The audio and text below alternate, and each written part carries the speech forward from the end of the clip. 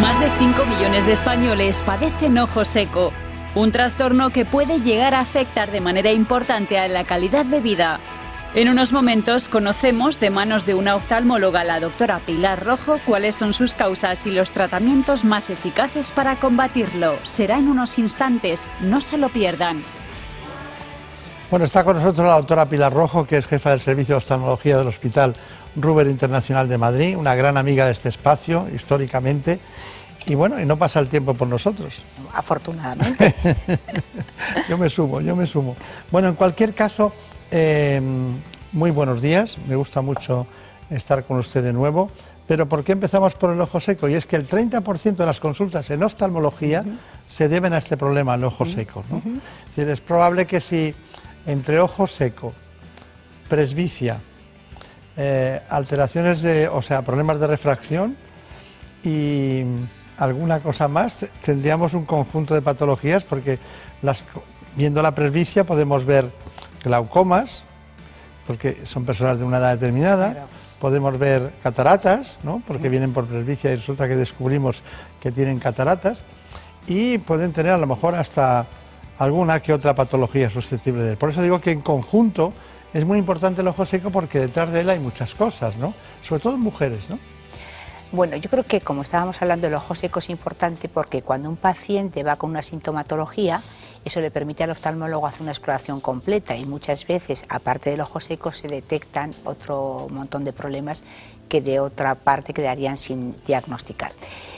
¿Por qué en mujeres? Pues tiene usted razón, en mujeres porque la mujer tiene algo sobreañadido al ojo seco, que es las alteraciones hormonales. El ojo seco es una patología, como decimos muchas veces, multifactorial. No hay un ojo seco solo, hay un ojo seco muy unido a problemas ambientales, a enfermedades asociadas, al uso de medicamento, al uso de los ambientes, cada vez que trabajamos más con ambientes más cerrados, con menos humedad, con más pantallas, que parpadeamos menos. O sea que el ojo seco es un compendio en general de muchas cosas, por eso es tan frecuente.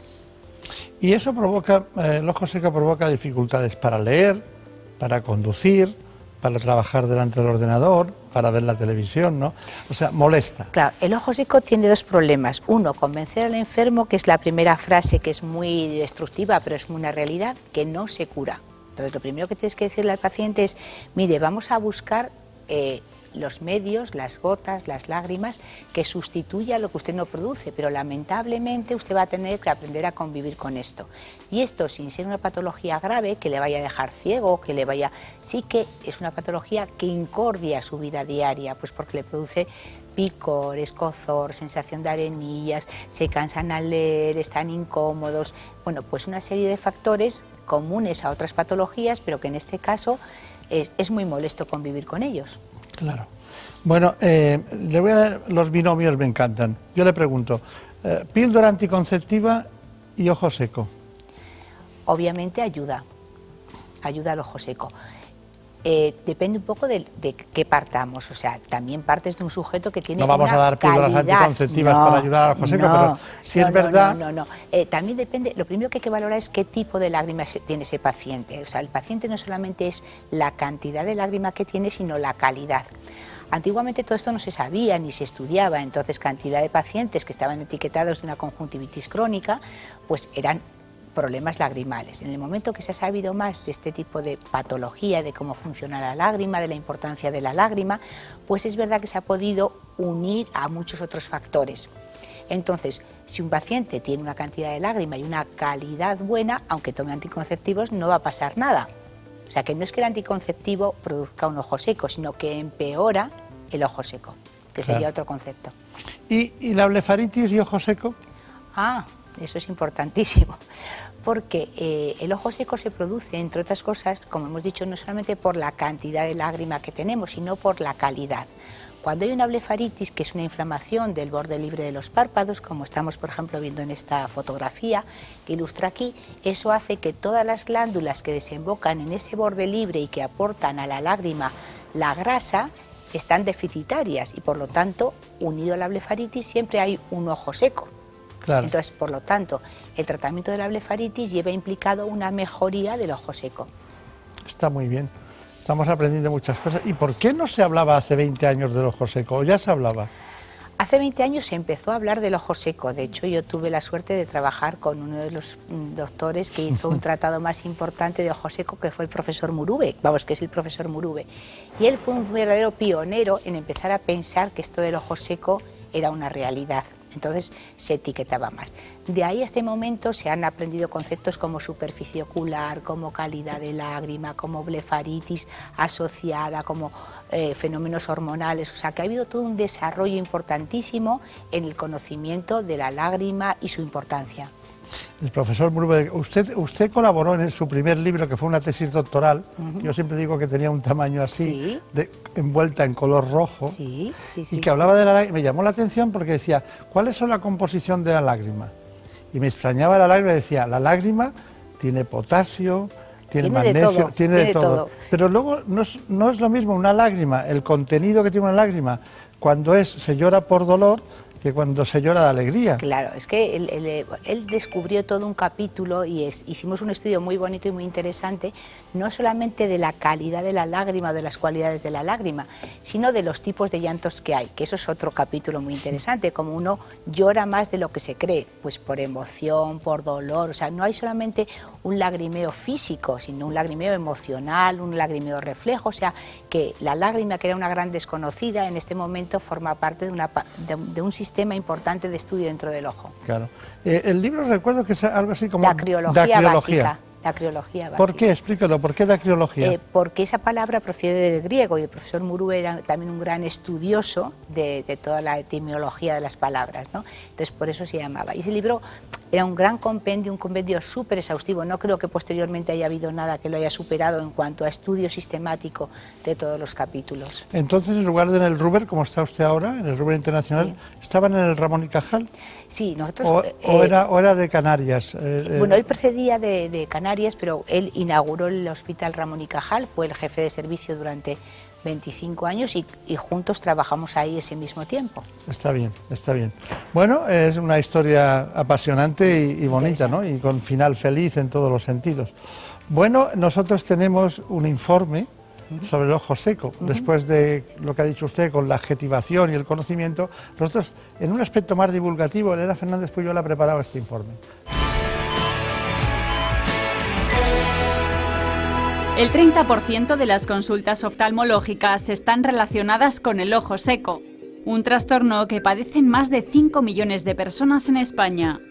Esta patología se produce cuando hay una escasa producción de lágrimas y la córnea se seca, provocando irritación, quemazón, sensibilidad a la luz, sequedad, dolor, sensación de arenilla, visión borrosa o fatiga ocular. Y además, según los expertos, estos síntomas son más habituales por las mañanas. Molestias que se agravan con la calefacción, el viento o la contaminación y que pueden llegar a repercutir de manera importante en la calidad de vida e incluso en la productividad laboral. Entre las enfermedades que pueden causarlo están la artritis, el lupus y otros trastornos similares. Las mujeres que toman la píldora anticonceptiva, quienes sufren blefaritis o párpados hinchados y los pacientes que se tratan con medicamentos antidepresivos o para la tiroides. Pero también se ha comprobado que el uso frecuente de pantallas electrónicas puede ocasionar o agravar el ojo seco y otras patologías oculares. Bueno, ¿qué le parece? Pues que está francamente bien hecho, o sea, sí que resume un poco lo que estábamos comentando, ¿no? Y lo que estábamos diciendo, que gran parte de los pacientes que acuden cada tarde a la consulta acuden por estos problemas. ¿Y por qué cada vez son más? Pues porque cada vez también es verdad que trabajamos más con pantallas, con ordenadores, parpadeamos menos, claro. O sea que es un cúmulo de cosas, como estamos diciendo, incluso en pacientes que no tengan ninguna enfermedad de base, como es la artritis reumatoide o como es el lupus o otras cosas, en pacientes totalmente sanos, el ojo seco cada vez es más frecuente y lo va a ser más si no cambiamos nuestras condiciones un poco de trabajo. Está bien. Bueno, ¿y qué me dice? Porque no le he presentado a Xoana Cores todavía. Xoana Cores, buenos días.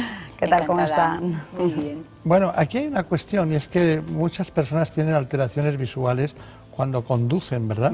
Conducen y tienen alteraciones visuales. Sí. Eso se estudia poco, ¿no? Hay mucha gente que a lo mejor no debería conducir, ¿no? O deberían revisarse con más frecuencia. ¿Sabe usted cuántas personas han muerto en la carretera en el último año? Pues no, es un dato 1.160 personas. 1160.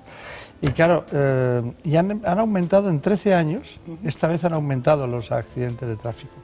Bueno, es que pasamos a la noticia de actualidad, si le parece. Perfecto. Y entonces Joana Cores nos los va a contar exactamente. Claro que sí. Traemos malos datos. Como bien ha dicho el doctor Beltrán, han fallecido 1.160 personas, que son 29 más que el año pasado. Por eso el Gobierno ha anunciado ya un paquete de medidas urgentes para que esta cifra no siga aumentando. Evitar accidentes como este es lo que busca la DGT. Con la colocación de nuevas señales luminosas de cruces, 45 en total, en puntos negros, cruces donde una frase como esta avisa al conductor, para que no suceda esto. También se colocarán balizas inteligentes en 1000 kilómetros de carreteras, medidas urgentes para rebajar el nivel de siniestralidad. Bandas especiales para evitar la invasión de carriles y las salidas de vía. Algunas ya funcionan, como esta de Sevilla. Reubicación de radares donde sean más necesarios. Unas 200 cámaras controlarán el uso del cinturón de seguridad y para avisar de los excesos de velocidad se situarán más de 250 paneles luminosos. Lo que tenemos es que hacer aportar soluciones y aportar soluciones para que la seguridad sea mucho mayor en nuestras carreteras y que disminuyan considerablemente los accidentes de tráfico.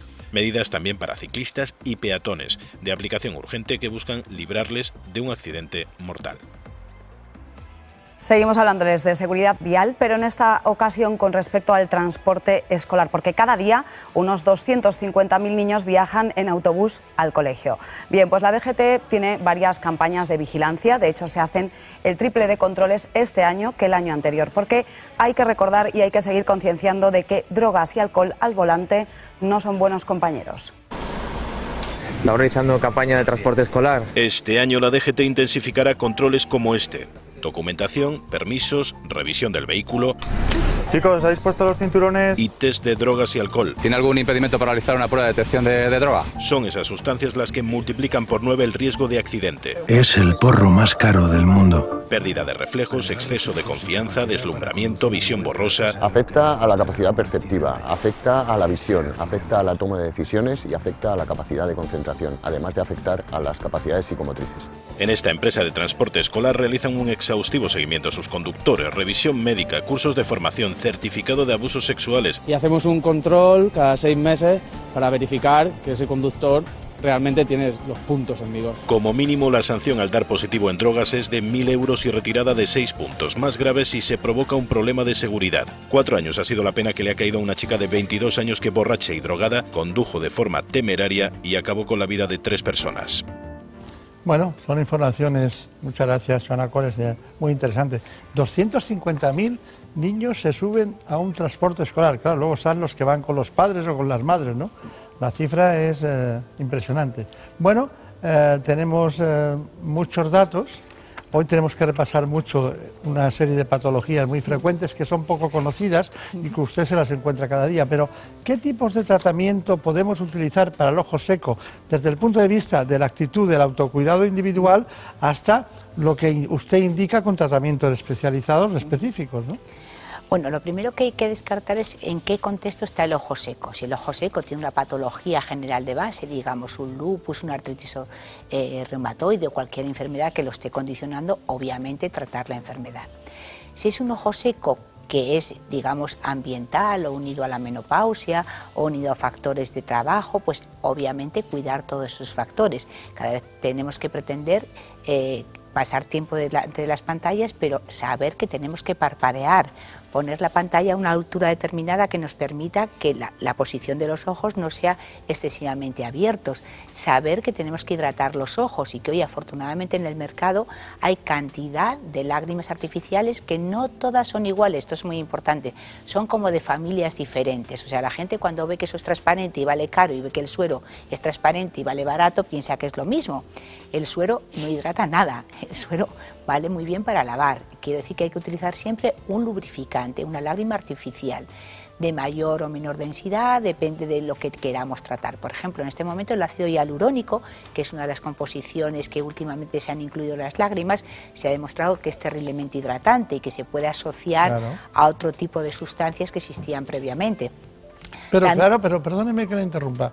El ácido hialurónico en problemas dermatológicos hidratantes en un territorio que no es hostil, pero el ojo da la impresión de que añadirle ácido hialurónico puede provocar algún porque bueno, estamos hablando de ácido. Claro, pues se ha demostrado que es de las sustancias más hidratantes que hay a nivel del ojo.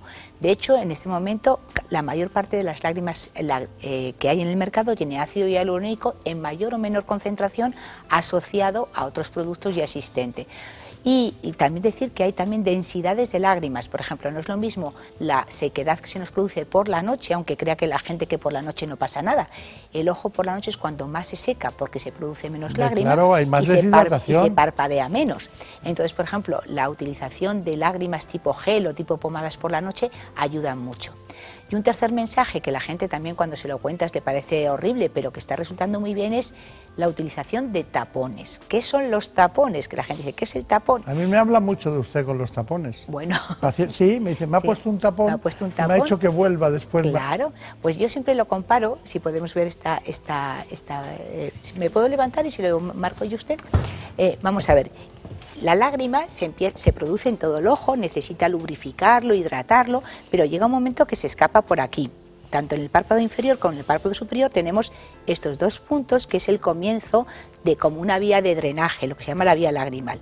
Pues yo siempre digo al paciente que eso es que, como si en el lavabo yo pongo aquí un pequeño tapón, que hago que la lágrima que se produce en mayor o menor cantidad y lo que ponemos se mantenga. Entonces esos tapones no se notan porque es un microtapón que va embutido justo en el punto lagrimal, se pueden poner tanto en el inferior como en el superior, tienen la ventaja de que se ponen en consulta, si molestan se pueden quitar y en general favorecen muchísimo la tolerancia del ojo seco. Eso es lo que vamos a ver enseguida. Bueno. Porque hemos ido a su consulta y tenemos información en ese sentido. Bueno, lo vamos a ver enseguida, pero habíamos hablado de los tipos de tratamiento. ¿Había usted terminado? Bueno, en casos en que no se responde a, digamos, las lágrimas o los tapones, lo que hay convencionalmente en el mercado, también en casos muy severos estamos utilizando el suero autólogo. ¿Qué es el suero autólogo? Pues es extraer sangre del propio paciente, centrifugarlo y ese suero muy rico en proteínas y en muchas sustancias, debidamente tratado, instilarlo, como gotas de hidratación. Entonces, en casos muy rebeldes o que no responden a otros tratamientos, también hay una posibilidad de usar esto, o usar, ya en casos muy severos, ciclosporina o otros tratamientos más agresivos, pero que a veces controlan el ojo seco. ¿Los tratamientos oncológicos dan lugar a ojo seco? Sí. Mucho. Cuando ha dicho usted lo de la noche, me he dado cuenta de que pasamos 8 horas sin beber nada. Y tenemos que beber 2,5 litros al día. Sí. Claro, los bebemos prácticamente no en las 24 horas, porque utilizamos 16 horas que tomamos líquido, pero hay 8 que no. Y la gente se deshidrata mucho por la noche, claro, en general. Y eso también debe influir, como usted ha matizado, ¿no? Claro, pero también influye en que todos sabemos que la producción de lágrima va decreciendo a lo largo del día. Es curioso, eso está estudiado, no producimos lo mismo a las 11 de la mañana que a las 7 de la tarde.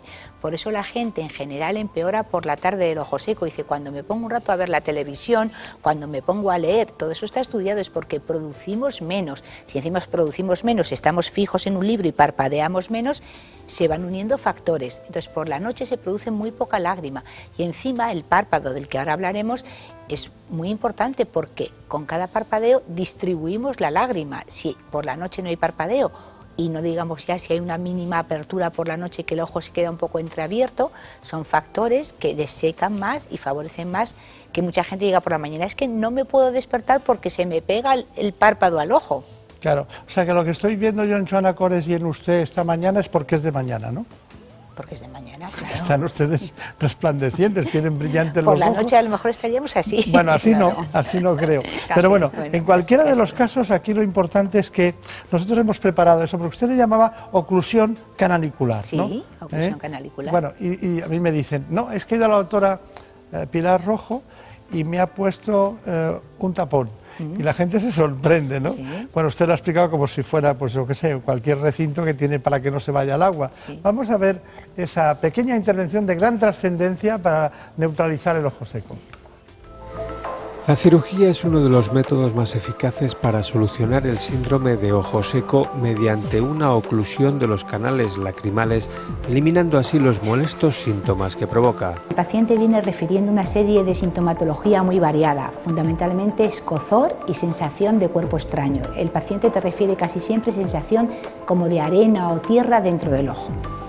En realidad, ¿esto qué traduce? Pues traduce que el ojo se queda seco porque no tiene suficiente lágrima como para lubrificar. La lágrima se produce en la glándula lagrimal principal y luego el ojo tiene como un sistema de tuberías por donde va a evacuar el líquido. Entonces, ¿nosotros qué hacemos? Yo siempre se lo explico al paciente como comparándolo con un lavabo. Usted imagínese que por el grifo cae muy poca agua, pero si yo pongo el tapón, esa cantidad de agua que cae, aunque sea pequeña, queda retenida. Pues en el ojo hacemos lo mismo. Al colocar ese tapón que han visto ustedes en el punto lagrimal, que es por donde la lágrima sale del ojo, realmente lo que estamos haciendo es evitar que esa lágrima se pierda. Entonces, tanto la lágrima que el paciente produce como cualquier sustitutivo que nosotros pongamos queda más tiempo retenido. La oclusión ocular puede ser parcial o total, mediante tapones, parches o cauterización por láser, pero siempre es reversible y su efecto es inmediato. La oclusión del punto lagrimal es muy agradecida. La gente al principio, cuando tú se lo dices, se siente un poco reticente porque eso de que le pongas un tapón en el ojo o que le hagas una cirugía, pero realmente mejora, pues yo diría que en un 80-85% la sintomatología del paciente, porque dése cuenta que es por sentido común. Tú estás haciendo que ese ojo retenga más la cantidad de lágrima que produce o cualquier producto que tú le estés aportando. Anda, la he visto de verde hoy, como el marco del programa, y de la sexta, que es todo verde. Todo verde. Bueno, claro, que estamos hablando del contenido líquido de lo que cubre la córnea, pero nos falta algo que se mueve en los dos sentidos, que son los párpados. Patología, o sea, yo le digo, patología de los párpados. Bueno, eso podría ser una clase completa. Yo siempre digo que los párpados es como un estuche importante que guarda una joya, que es el ojo. Y así lo tenemos que comprender. O sea, aunque el párpado parezca que no tiene importancia, tiene una importancia grande en el funcionamiento del ojo. Por lo tanto, cualquier patología que afecte al párpado, desde una blefaritis hasta una malposición, que el párpado esté caído, que esté vertido para adentro, que esté vertido para afuera, que tenga un tumor, que tenga un chalacio, todo eso va a influir muchísimo sobre el ojo, porque no nos olvidemos que son las dos capas mucosas que van a recubrir el ojo. Muy bien. Y hay mucha suciedad en las manos, ¿eh? Y sí, nos tocamos los ojos. Sí, eso también es de verdad. Día y de noche. Eso es verdad. Y generamos muchas infecciones bacterianas que se quedan. Los orzuelos, todo eso bien. También. Vamos a ver un informe sobre patología de los párpados.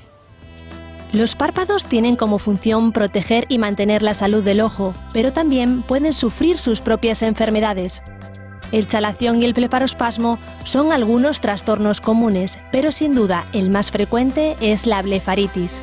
Se trata de una inflamación del borde de los párpados. Síntomas como el escozor, picor, ojos rojos, orzuelos, chalaciones y legañas son habituales en estos pacientes. Frente a lesiones benignas como las verrugas vulgares o los xantelasmas, existen lesiones malignas como el carcinoma escamoso que hay que extirpar. La alteración de la posición de las pestañas o del párpado son otros problemas que trata esta especialidad. Por ejemplo, el párpado caído, lo que se conoce como ptosis palpebral, que puede interferir en la visión del paciente. En la mayoría de ocasiones se corrige practicando un refuerzo del músculo elevador del párpado, mediante cirugía con buenos resultados. ¿Qué le ha parecido?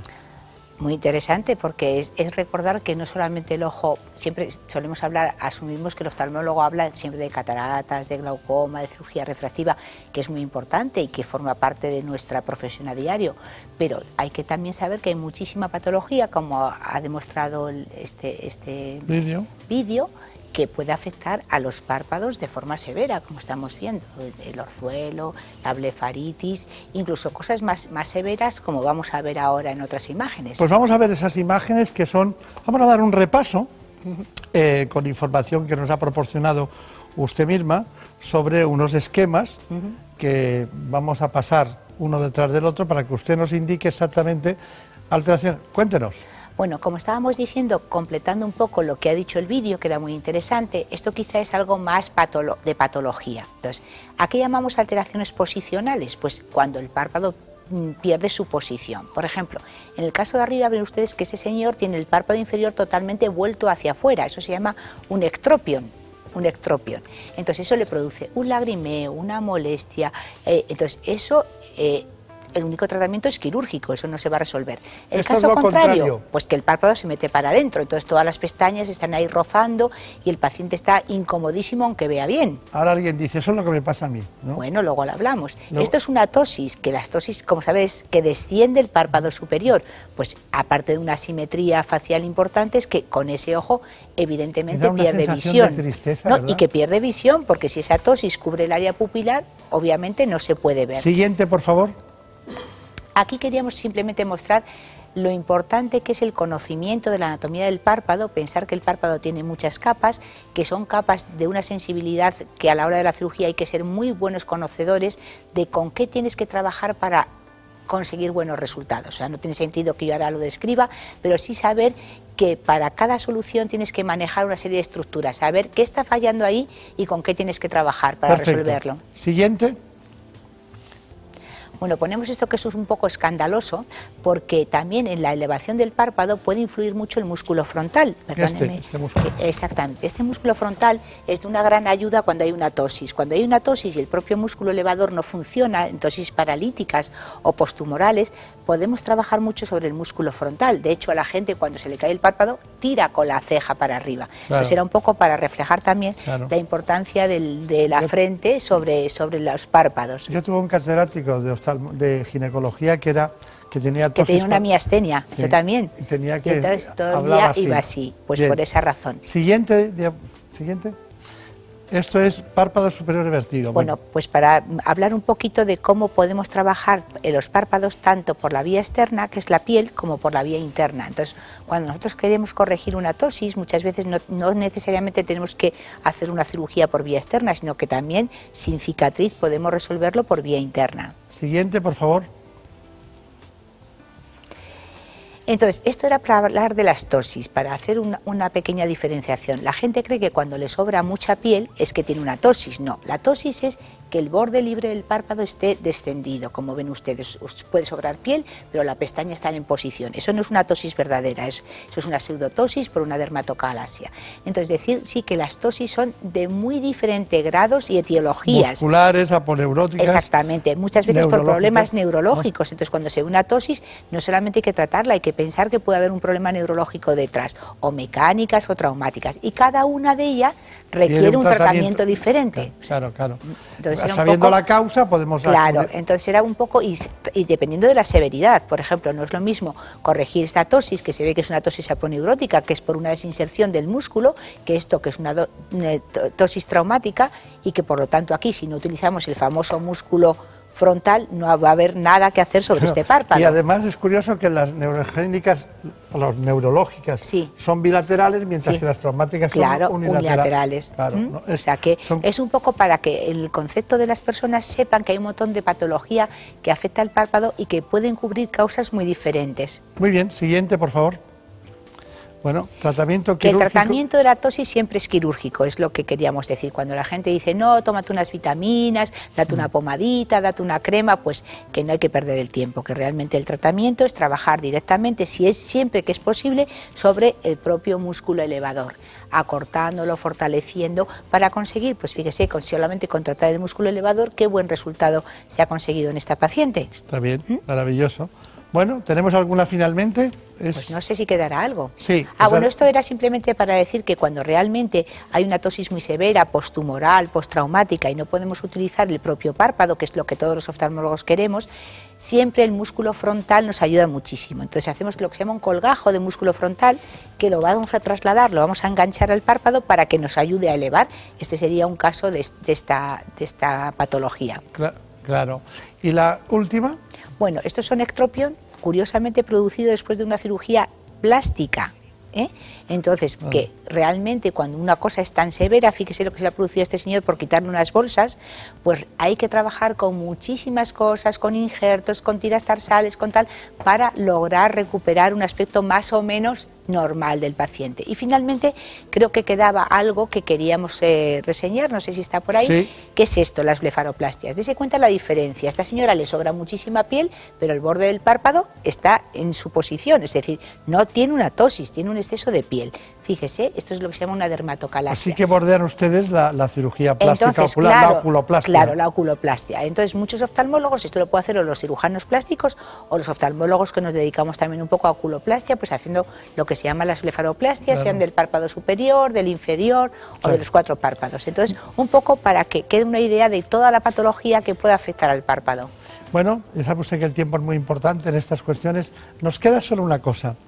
Hemos hablado del ojo seco, hemos hablado de las patologías en torno a lo que es la patología lacrimal, hemos hablado de la blefaroplastia, de la tosis palpebral, de los párpados. ¿Cuál es su conclusión de todo eso? ¿Qué le diría a todo el mundo sobre este asunto?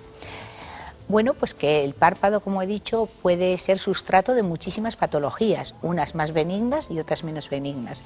Y que el tratamiento del párpado, dese cuenta que lo que realmente da expresión a la cara, da expresión al ojo, es el párpado. O sea, que cualquier asimetría del párpado, cualquier error en un párpado, cualquier diferencia de altura en un párpado, va a modificar muchísimo la expresión del paciente. Por lo tanto, el cuidado del párpado, el tratamiento del párpado, es fundamental que quirúrgicamente se haga bien. Dígame una cosa, ¿no se cura el ojo seco? No se cura el ojo seco. Lo ha dicho usted al principio. Sí, y luego hemos hablado de muchas soluciones, pero lo no vuelvo se a decir, cura. porque yo creo que además si tú ese mensaje lo das al paciente, el paciente se queda más contento porque sabe que va a convivir con ello. Si no, parece que es que todo lo que le estás mandando le va a ir mal. Muy bien. Lo mejor también de los pacientes es que no les queda más remedio que convivir con usted, y eso es una suerte, claro. Bueno, en cualquiera de los casos, doctora Pilar Rojo, como siempre, ha sido un placer. Muchas Igualmente, gracias por su invitación. Ya sabe usted que es mi oftalmólogo de referencia, ¿eh? Siempre que me llega alguna patología, pues ahí estamos, y de vez en cuando son de este tipo, bueno, en muchas ocasiones. Muchas gracias a ustedes. Gracias. Y a todos ustedes indicarles que, bueno, hemos dado un repaso bastante ortodoxo de lo que sería también una clase académica en este mundo apasionante del ojo seco, que es el 30% de las consultas oftalmológicas. Muchas gracias y ya saben, Hospital Rubén Internacional, doctora Pilar Rojo, una amiga de este espacio. Muchas gracias.